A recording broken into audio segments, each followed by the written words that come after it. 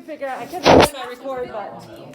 All right, so I'm recording for Cody, not that he needs to see anything, but he needs to hear this. So, just a reminder for where we're at in the story, okay? A lot of you guys were here. Friday. Everybody was here Friday because you guys left afterwards. I don't remember. And if Cody wouldn't have heard this on Friday because he would have been in the other class. But what we did was talk about who in this classroom filled the role of our main characters. That's how we ended up class last week. Okay. All right, so we had a group of Ralphs. Raise your hand if you were a Ralph. Okay, a leader. Afton and Jacob were our Ralphs. Raise your hand if you were designated to be a Jack. All right, Eli and Aurora, yes, your name was brought up as being a Jack. Okay, this was after we had put up characteristics. Then we had our Simons. Or did we only have one Simon? Trinity was our clear-cut Simon. And then we had Piggy. And we had Brennan and Preston as our Piggy. So at this point in the story, do we have another one? And Afton was a Piggy also? So you had two. Ralph and Piggy? There? Yeah, Ralph and Piggy. Gender neutral here. Doesn't really matter. It's more about their characteristics than their physical nature, except for Piggy gets picked on a little bit because of his stature. Anyhow, at this point in the story,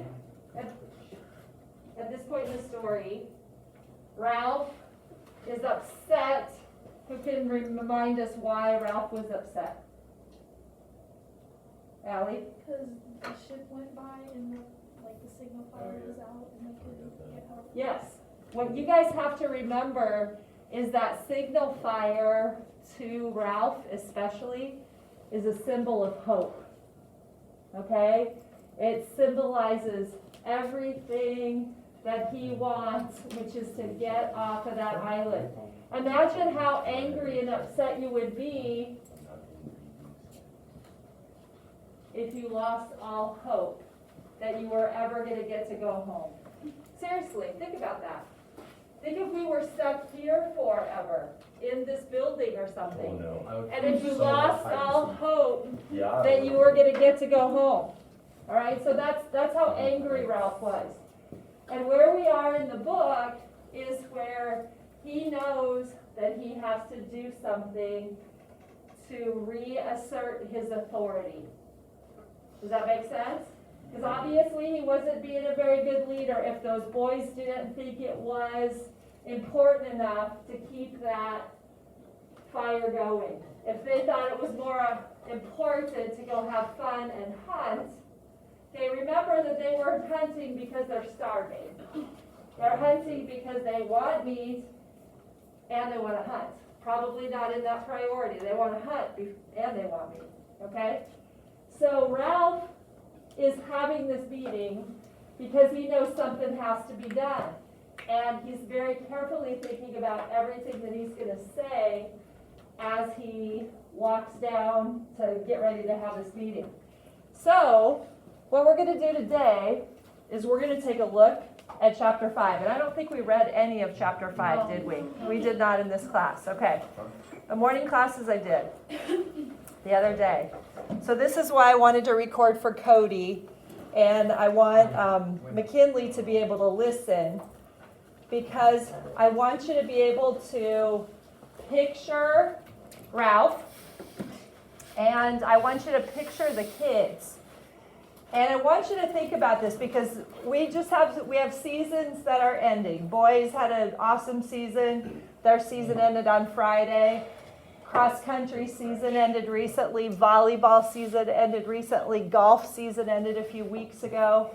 We're in a real transition period in our school right now. You guys have some freedom after school for a change. That doesn't happen very often.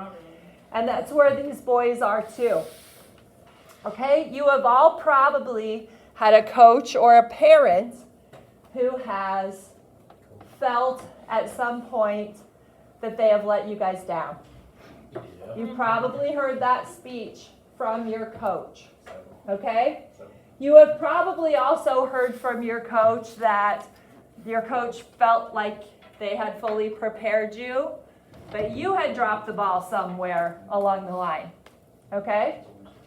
Would you say that more often or not than not, the coaches blame themselves? Yeah, I don't think I've ever been blamed for something. Okay? That says a lot about your coaches, okay? I've had both. I've had lots of coaches over there, so I've heard both. But here's one thing I bet you can all agree on, that if you have a coach that is angry or sad or both, and blaming themselves or blaming you, you're going to be really careful how you respond to that coach's words. Correct? Especially if you value your place within the team. Okay? So, and especially if you respect that person, I think your actions and maybe your eye contact means more than anything. Okay? So think about yourselves in a situation where either your parents are needing to call a big meeting, or coach, or sometimes even teacher. I have to do it every once in a while in here, have this talk. Okay, so as this starts, Ralph is contemplating what just happened with the fire going out, and he's walking down to the beach. And if you don't know this about Ralph already, he has trouble thinking clearly sometimes, and he has trouble getting his words out. He has to pause. Brain feels a little foggy. And you'll see several times in this story, this from here on out, they'll mention his hair. His hair will be in the way. He'll have to move his hair.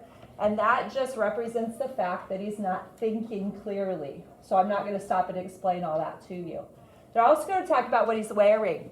He's wearing his shirt, which they haven't worn their shirts pretty much since they've been on the island. Why might Ralph all of a sudden put on his shirt for this big meeting, Ashlyn? Because he wants to show them that they are still civilized in some way. Excellent. Is that what you were going to say? Yeah. Plus, and that he's a leader. Right? Both. I would say both. Okay? So I'm going to read this. We're going to stop and discuss. The big thing about this chapter, it's called The Beast from the Water, but I also call it Ralph's Rules chapter. He's going to lay down the law, just like parents do. The tide was coming in. Please listen and follow along here. The tide was coming in, and there was only a narrow strip of firm beach between the water and the white stumbling stuff near the palm terrace. Ralph chose the firm strip as a path because he needed to think, and only here could he allow his feet to move without having to watch them. Suddenly, pacing by the water, he was overcome with astonishment. He found himself understanding the wearisomeness of this life, where every path was an improvisation, and a considerable part of one's waking life was spent watching one's feet. And this is so much like 2020, and all of us having to watch our feet in every aspect of our life. It's a metaphor, watch our feet. We can't just do things simply. There's a new protocol every single day. We have to think before we do anything.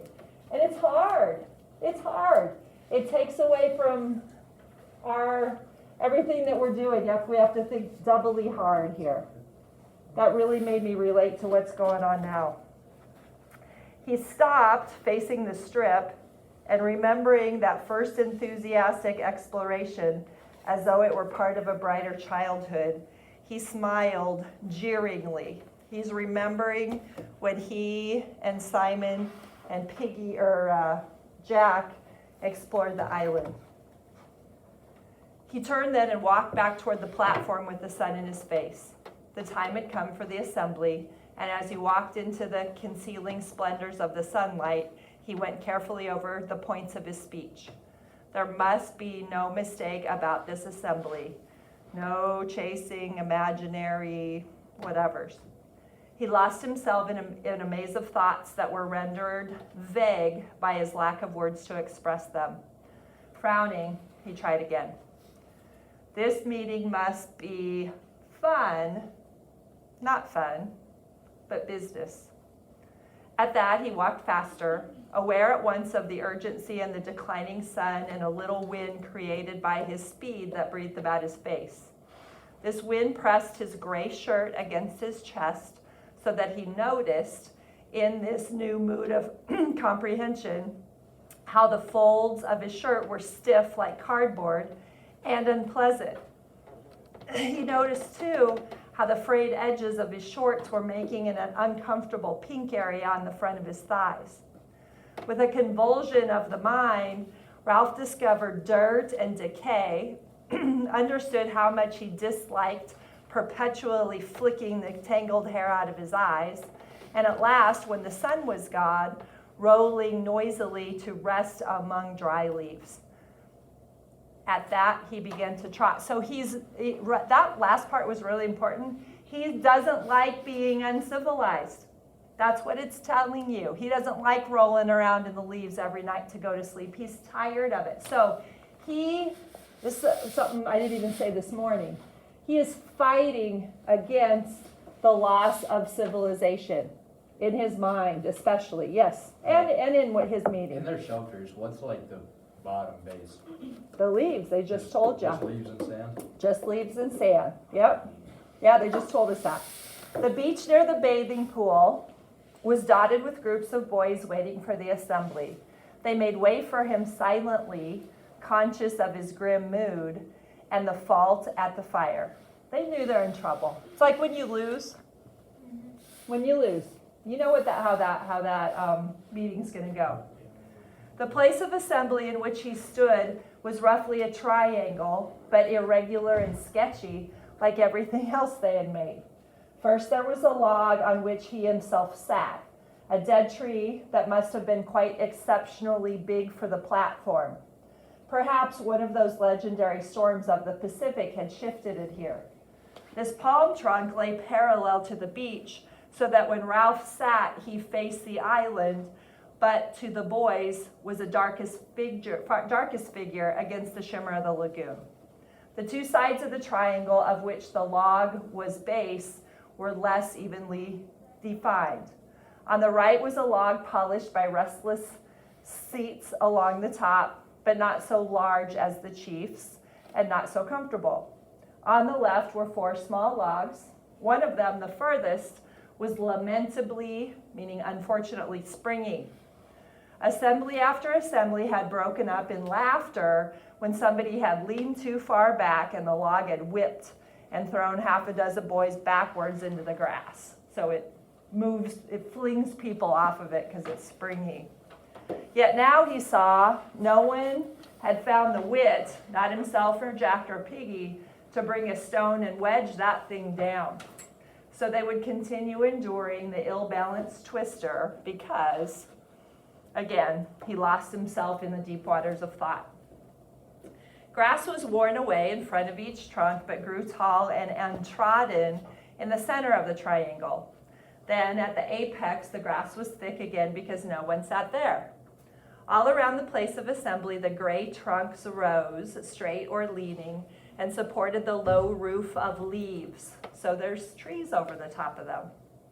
On 2 sides of the beach, behind the lagoon, in front, the darkness of the island.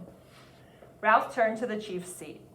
They had never ever had an assembly this late in the day before. That is why the place looked so different. Normally, the underside of the green roof was lit by a tangle of golden reflections, and their faces were lit upside down, like, thought Ralph, when you hold an electric torch in your hands.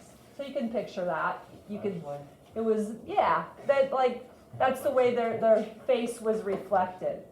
But now because the sun was slanting in even at one side, the shadows were they ought to be. So they're just basically telling you it's an evening and it's a different situation than normal. Again, he fell into that strange mood of speculation that was so foreign to him. If faces were different when lit from above or below, what was a face? What was anything? So he's getting a little deep in his thought there. Ralph moved impatiently. The trouble was, this is his biggest problem. The trouble was, if you were chief, you had to think. You had to be wise. Is that Jacob? And is that Afton? Do you have to think as leaders? Are you wise? Yes. Trinity? What ocean is this island in? Pacific. So they flew from England over friendly America to the Pacific? They would have had to, because that's where they got shot down. Yeah. Or They they. landed in America. You think they went the other way? You know, nobody. Over the rest of Europe and Asia? Yeah. They would have had to, right? Wouldn't have they landed in America? That's what I thought. I thought they were in the Atlantic somewhere. No, they're in the Pacific. That's why it's a tropical island. Yeah, but Definitely a tropical island. So they flew this over geography friendly don't work. people to get shipwrecked? Apparently. They're in the either Bermuda. friendly or would have been. But then you still gotta remember it's still fiction. I don't even know where the so- land is. There you go. It is fiction. They are in the Pacific, though. But They are in the Pacific. Maggie, good question. Good question, Maggie. The person that was driving them, did they like die? Or like, The ones that aren't there anymore? or like the person that was driving the plane? Oh, yeah. When it landed, what we think is, what they speculate happened is like when the plane landed, it kind of broke, and part of the fuselage that they were in, those people survived, but the rest of it was right on the edge of the beach, and it washed out to sea. But the weird thing about the whole story is there's no plane wreckage anywhere. So it's weird that they are there, but there's no plane. You know, you would think they would have There's the crawled out of scar. a plane. Yeah, there's the scar. There's the but- scar where the plane landed, where the plane crashed through the branches. No, they definitely did not bounce off. Yeah, Because then there would be like, there would be debris pad, like, right. through. And Alexis, good question. I'm glad you guys are asking questions. I'm glad your mind's thinking as I'm reading this. Well, Yeah. part of the plane, if you think, if a plane crashes, they could have been thrown out of the plane. but I what mean, the they all could of have them had thrown broken and bones. Yeah, but they could uninjured? have like, And they didn't have any injuries. Yeah. I know. It's like it was not. I know. Like they fell from the living sky. They It's a fell. fictional They fell from the story, sky, they have broken And bones. there weren't any parachutes It could be either, aliens, so it could be aliens. just trust they're there. They're in the Pacific and it's tropical. All right, yeah, it's, if you overthink it, it gets a little confusing. Okay, good point. It is a fictional story, like Alexis A. Yeah, but said. the author's also dead, so he can't answer questions. That is true, but maybe we could find an interview with them. That's true, it's something we Yeah, could do. just get the Necronomicon comment. Anyway, and this is true, anybody that's a leader, if you're a chief, you have to think. You have to be wise. And then the occasion slipped by so that you had to grab at a decision. This made you think, because thought was a valuable thing that got results. And the note I wrote to myself in the book here, Ralph is really questioning his leadership skills at this point. Okay, he knows that he has to be a great leader, but he doesn't have the self-confidence to do it. But he knows who is a good leader. Only, decided Ralph as he faced the chief's seat, I can't think, not like Piggy. Once more that evening had to adjust his values. Piggy could think. He could go step by step inside that fat head of his, only Piggy was no chief.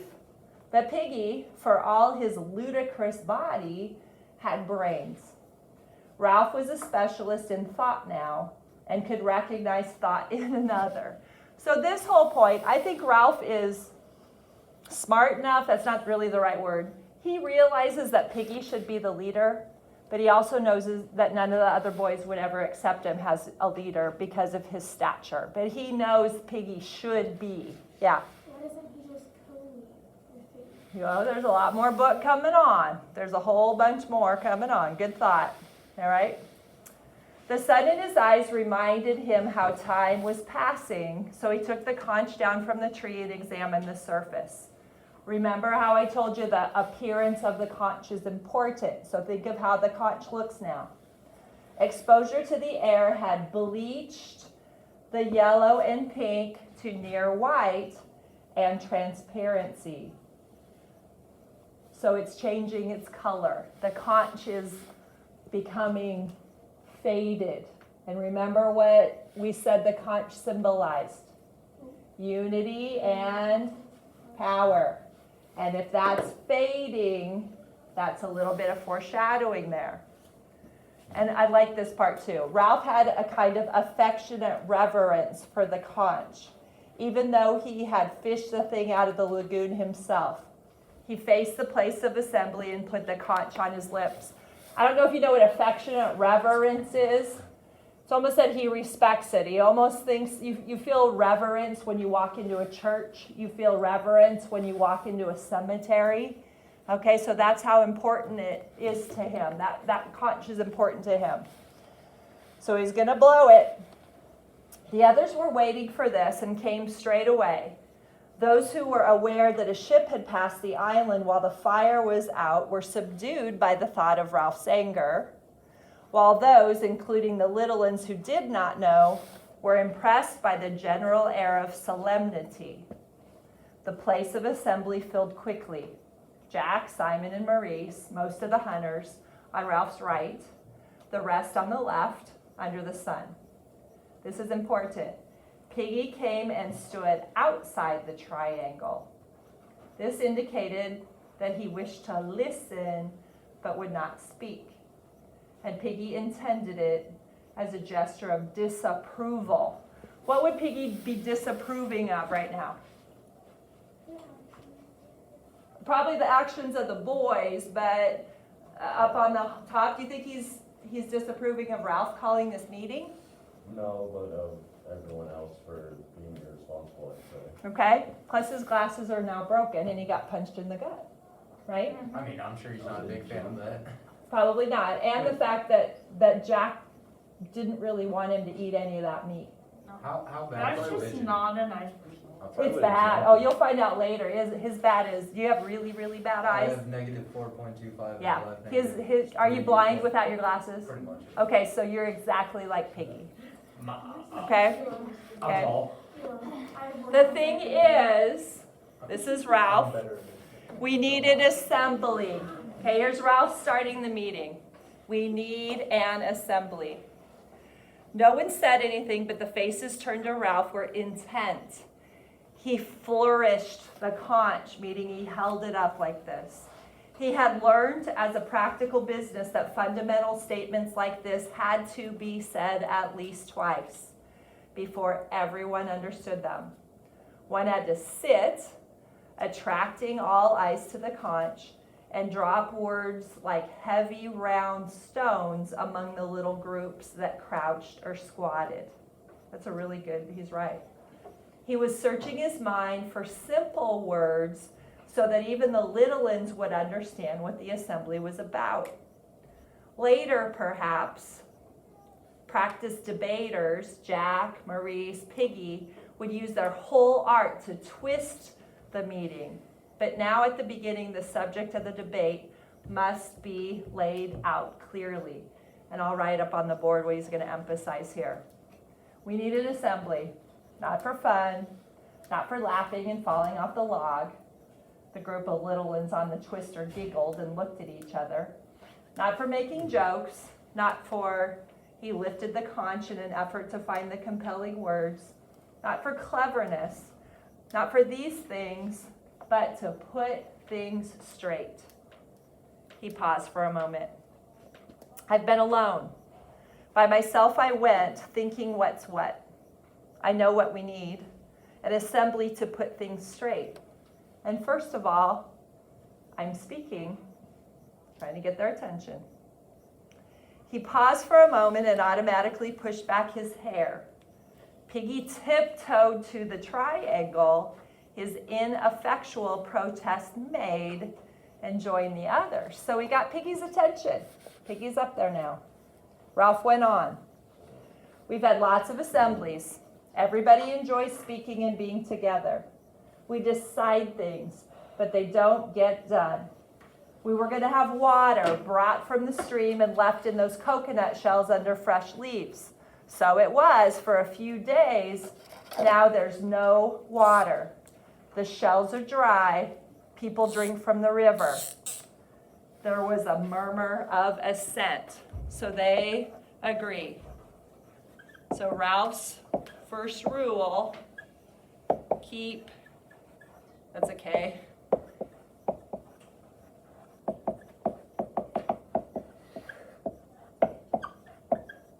Keep coconuts filled with water. Sorry, I lost my place. There was a murmur of assent. Not that there's anything wrong with drinking from that river. I mean, I'd sooner have water from that place, the pool where the waterfall is, than out of an old coconut shell. Only we said we'd have the water brought. And now we're not.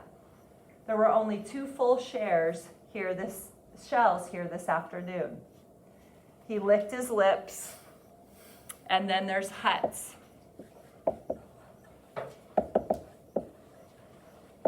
This is important to him. There's huts, there's shelters. The murmur swelled again and went away. You mostly sleep in shelters?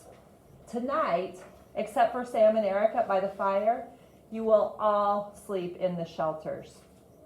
Who built the shelters? Clamor all arose at once. Well, everyone had built the shelters. Ralph had to wave the conch once more. Wait a minute. I mean, who built all 3? We all built the first one, 4 of us the second one, and me and Simon built the last one over there. That's why it's so tottery. No, don't laugh. That shelter might fall down if the rain comes back. We'll need those shelters then. He paused and cleared his throat. There's another thing.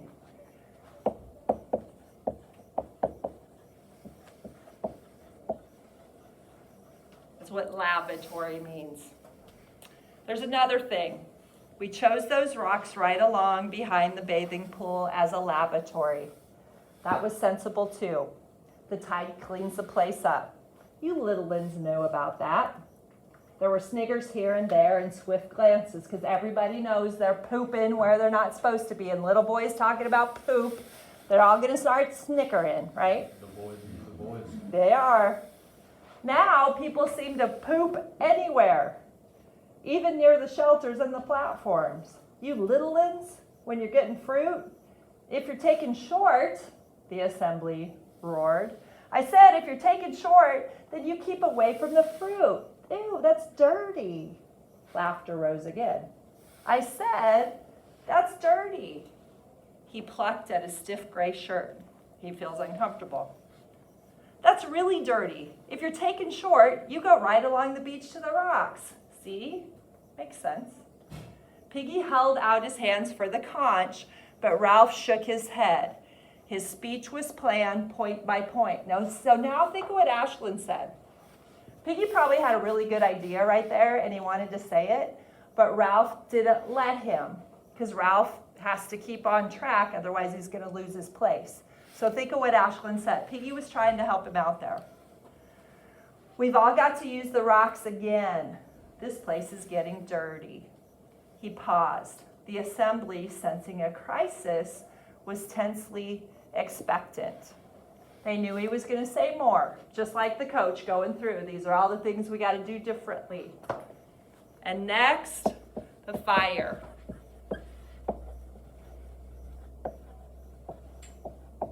And this is going to make him feel uncomfortable because they know they screwed up about the fire. Ralph let out a spare breath with a little gasp that was echoed by his audience. Jack started to chip a piece of wood with his knife and whispered something to Robert, who looked away. Let me ask you guys this. I just said that they were starting to get it uncomfortable because he's talking about the fire and they know they screwed up, okay? Does every group have a leader of the people who know the right thing to do? Every group has a leader of the people that follow the rules. And then every group has another leader who kind of doesn't agree with the big boss and kind of tries to be the opposite. That's what Jack's doing here. He's whittling away with his knife. He's not giving his full attention to Ralph And then he goes to Roger, what he's going to say about the fire. You know how this works, right? There's always a leader of the ones that have to go against authority. That's Jack. That was you. Yeah, that was you. Okay? Said something to Robert, who looked away. This is huge right here. To Ralph. The fire is the most important thing on the island. How can we ever be rescued except by luck if we don't keep a fire going? Is a fire too much for us to make? Flings out his arm as he says it. Look at us. How many of us are there? And yet we can't keep a fire going to make smoke? Don't you understand? Can't you see? We ought to die before we let that fire die out. That has to be our number one priority. There was a self-conscious giggling among the hunters, and Ralph turned on them passionately. You hunters, you can laugh, but I tell you, the smoke is more important than the pig. However often you kill one, do you all of you see? He spread his arms wide and turned to the whole triangle. We've got to make smoke up there, or we're going to die. Puts it right out there. He paused, feeling for his next point. And another thing, someone called out, too many things. There came a mutter of agreement, but Ralph overrode them. And another thing, we nearly set the whole island on fire, and we waste time rolling rocks and making little cooking fires. Now I say this, and I make it a rule, because I am chief. We won't ever have a fire anywhere but on the mountain, ever. Okay? There was a row immediately, meaning an uproar. Boys stood up and shouted, and Ralph shouted back. They must be making fires everywhere. They don't like this, that they have to keep it on the mountain. All right? Because if you want a fire to cook fish or crab, you can jolly well go up the mountain. That way we'll be certain. Plus, the fire will keep going if everybody's up there cooking on it and everything, don't you think? I think that's a good idea. They must have to get like an ember from the fire to bring it down and start fire elsewhere. And that can't be very smart because they could catch the whole island on fire again. So he's really thinking here. Okay? Hands were reaching for the conch. They don't like this at all. Hands were reaching for the conch in the light of the setting sun. He held on and leapt on the trunk. All this I meant to say, now I've said it. You voted for me for chief. Now you do what I say. They quieted slowly, and at last were seated again. Ralph dropped down and spoke in his ordinary voice. So remember, the rocks for a lavatory, keep the fire going, and smoke showing as a signal. That's the other one, keep it going.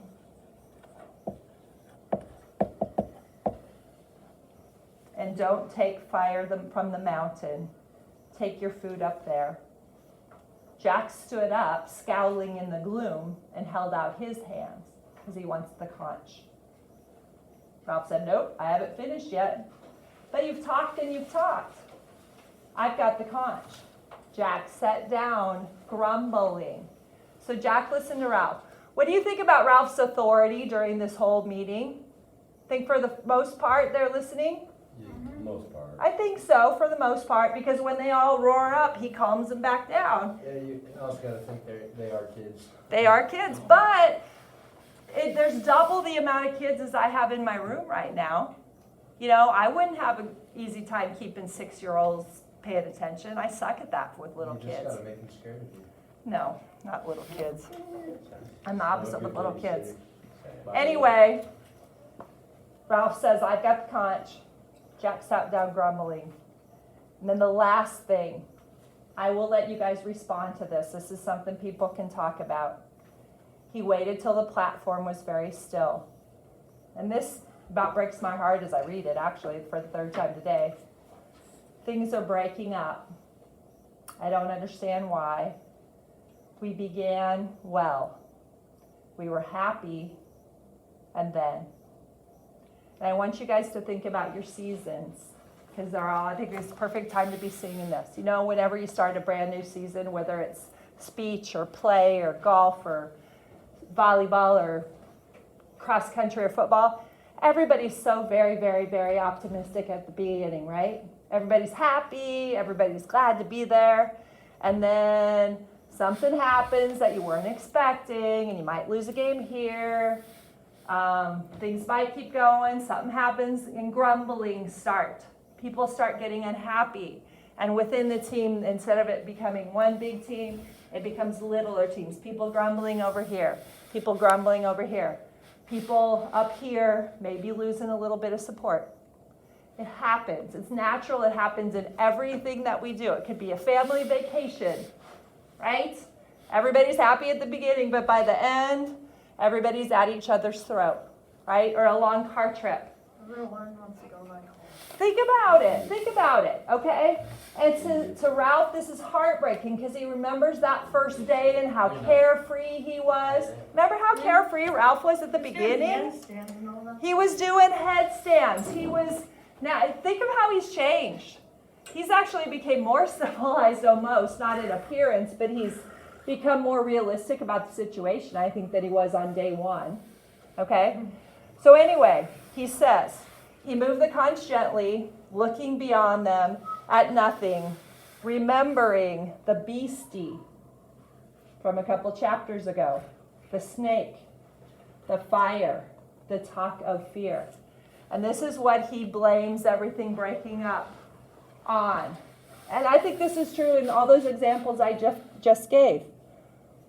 Everything was fine, and then people started getting frightened. Start getting scared. Okay? A murmur, almost a moan, rose and passed away. Jack had stopped whittling, so he's paying attention to him, and Ralph went on abruptly. But that's Littleland's talk, the beastie, all that stuff. We'll get that straight. So the last part, the bit that we can talk about now, is kind of deciding on what to do about the fear. Okay, let's address this fear and figure out how we're going to deal with it. The hair was creeping into his eyes again. We've got to talk about this fear and decide there's nothing in it. I'm frightened myself sometimes, only that's nonsense, like boogeymen. Then when we've decided, we can start again and be careful about things like the fire. A picture of the three boys walking along the bright beach flitted through his mind from that first day when he and Simon and Jack were exploring. And it doesn't come out like a rule here, but one of the things that he really, really wants for everyone is to be happy.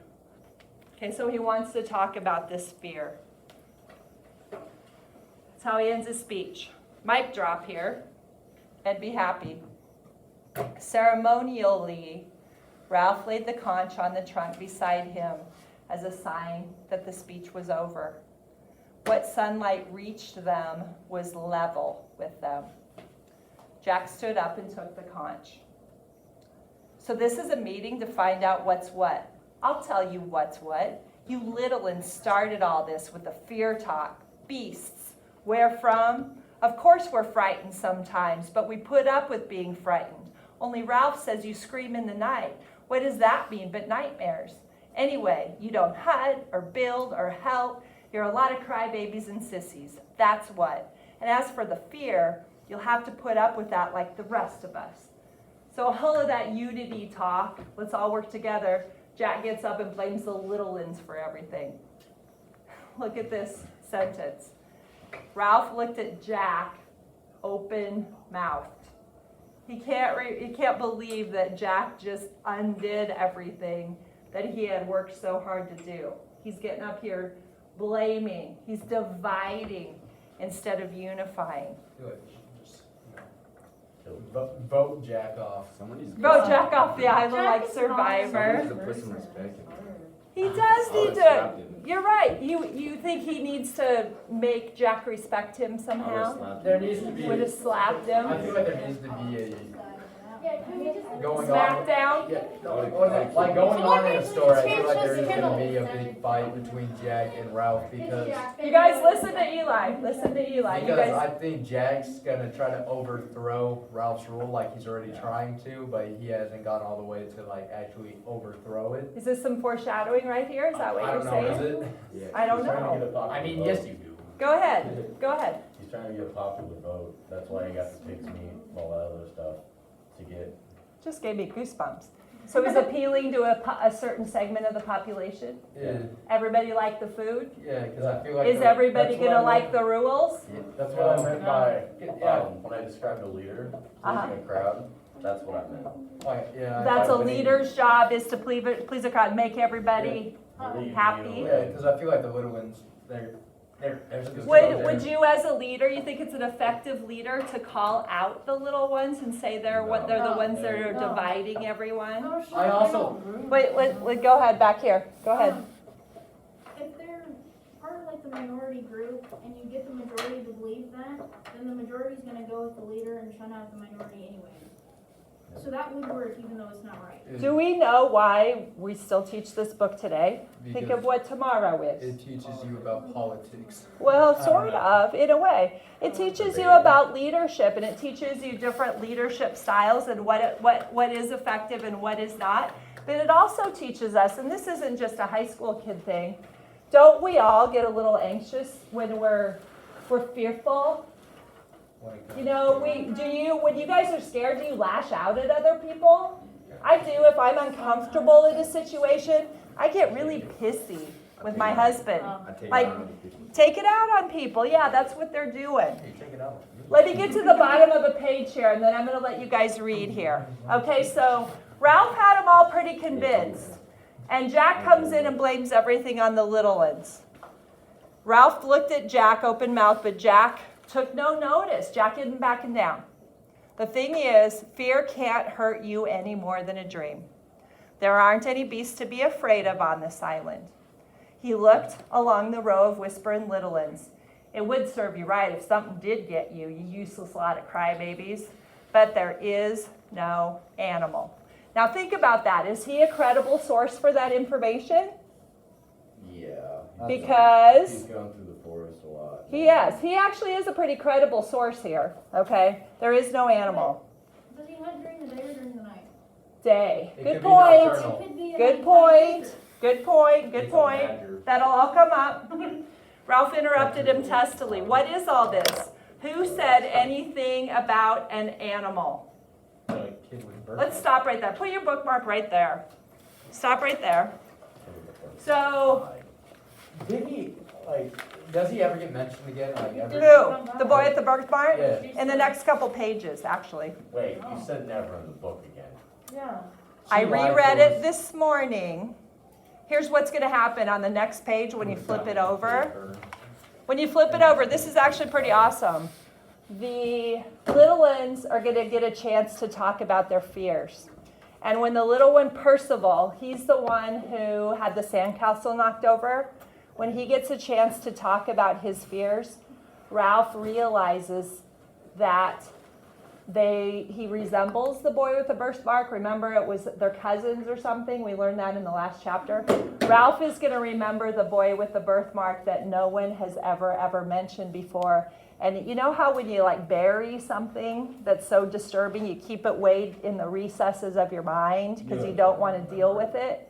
This little one coming out is going to remind him. And so he's mentioned again, but not that he's there. He's mentioned that nobody's mentioned him again. Yeah, Does that no one make wants to think sense? about it, Yeah. 'cause he just disappeared. Okay, here's what I want you guys to look at. Watch for. I want you to read to the end of the chapter. You guys have a little bit more because we hadn't read the very beginning of the chapter, but you could do it. Okay, it's good. But there's a really important quote in there from Simon, and we're a couple pages away from it because Simon gets up and talks in front of the group, and he feels even less comfortable doing that than Ralph.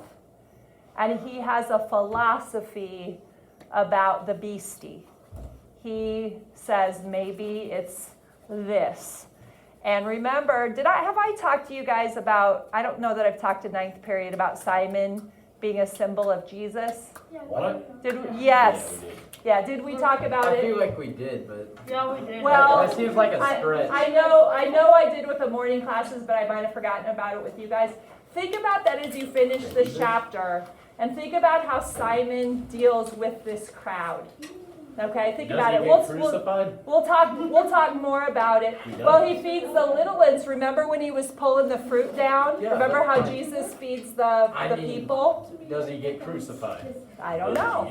What do you consider? You think they're going to make a cross up there and bolt him on it? And Yeah. they could. I don't think they're gonna. Where are they going to get nails? They're just I mean, stakes. They're just gonna. think about it. Or they just do anything Think else about in the Bible doesn't just put them on a rock, kill them, and then Think burn about the it. body. Think about what Jesus does for his people. It's more along those lines. All right, that was an awesome class. I